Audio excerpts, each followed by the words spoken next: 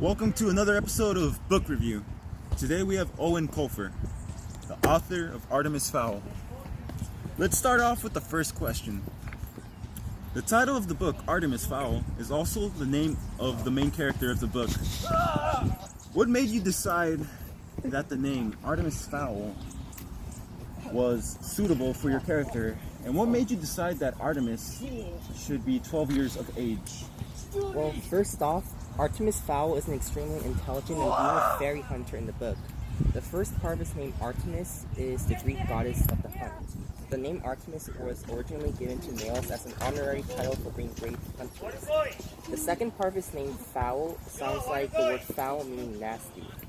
So the name Artemis Fowl essentially means the nasty hunter of fairies, which perfectly describes him in this book. I also decided to make him 12 years old because of the time writing of this book, I was teaching a class of mainly 12 years old. I saw their behavior and what they liked and found funny, and what they didn't like. I took inspiration from a few of my students who were very dodgy in their personalities and thought of them in mind when writing the character of Artemis Fowl. Many authors have childhood experiences that directly led them to or inspired them to write a book. This is most prevalent in most fantasy book authors. Did you have any inspiration as a child to write a book about fairies and leprechauns? Yes, I have. As a child, my dad used to tell me bedtime stories about fairies and leprechauns that he made up from the top of his head. Whenever I heard those stories at that age, I also wished I could write stories like that down. As soon as I became a writer, I began writing stories like the ones that my dad told me. So my dad had a very direct influence on me. What struck me interesting about the book Artemis Fowl is how high-tech the fairies are. What made you create the fairies so highly developed, even more than human society? I live in Ireland, which is filled with Irish authors who write about fairies and leprechauns. I wanted to write about the same thing, but was different, with something distinct to make it interesting and different. That's when I realized that if all the fairies were driven out of the Earth's surface and forced to live under the world for centuries, they would most likely be highly developed just like surface humans. In every Artemis Fowl book, there is a hidden code on the bottom of each page.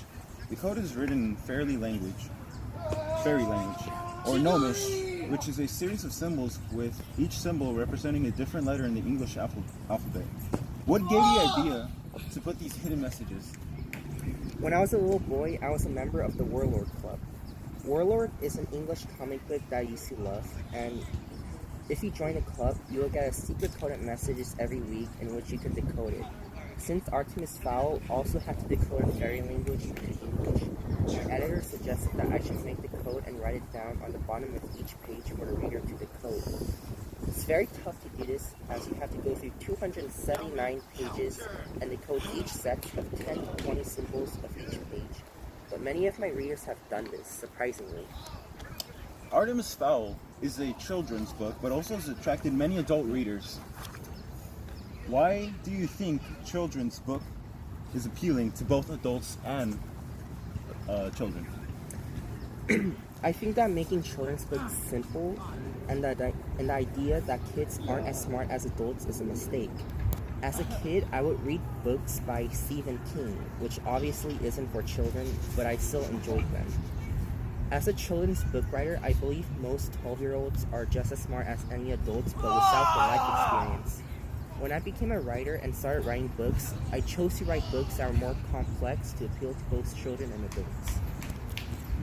Finally, Artemis Fowl has sold over 25 million copies worldwide and is getting a movie adaptation in 2020.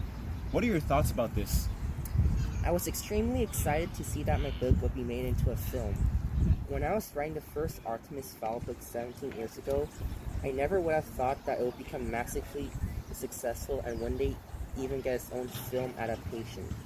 It's been 5 years since I wrote the last Artemis Fowl book of the series, and I purposely chose to leave the series behind to focus on writing new books and new series. But I'm happy to come back after all these years to revisit the series. I'm hoping that the movie isn't just a spin-off and that the characters feel like they're living and breathing. And I'm looking forward to see the characters like Root and Holly. Root in the books is stubborn and has an explosive temper, while Holly is funny and deadpan. I would love to see their relationship in the book come to life in this movie. How will the main character, Artemis Fowl, be different in the movie versus the books? If there is any difference at all. Artemis Fowl is described as an evil mastermind in the book, and he won't change much when coming into the movie. But the way he becomes Artemis Fowl, we all know, will change.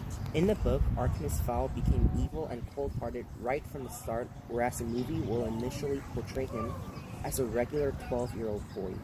People will love the character at the start, but then his dad goes missing, which drives him to kidnap fairies for their gold, and he will slowly become the iconic cold-hearted Artemis Fowl that we all know. Well, that's all we have for today in today's book review. Thank you for coming, Owen Colfer.